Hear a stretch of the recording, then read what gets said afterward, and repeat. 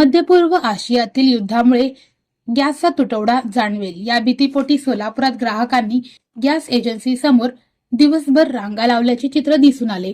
दुपारी ग्राहकांची मोठी गर्दी होती। त्यानंतर एजन्सींनी घरपोच वितरण सेवा सुरू केल्याने काहीशी गर्दी कमी झाली। काही हॉटेल व्यापारी घरगुती गॅस चढ्या भावाने घेत आहेत।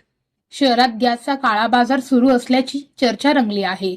माहितीनुसार घरगुती गॅसकरिता 2 ते 3 हजार रुपये मोजावे लागत आहेत। गॅस कंपनीच्या सर्व्हर डाऊनमुळे ऑनलाईन गॅस बुकिंगमध्ये अडचणी येत आहेत। काही एजन्सी समोर गर्दीमुळे पोलीस बंदोबस्तात गॅस सिलेंडरचे वितरण करण्यात आले। शहरात 25 दिवस तर ग्रामीण भागात 45 दिवसात गॅस सिलेंडर उपलब्ध केला जाणार असल्याची माहिती जिल्हा पुरवठा विभागाने दिली आहे।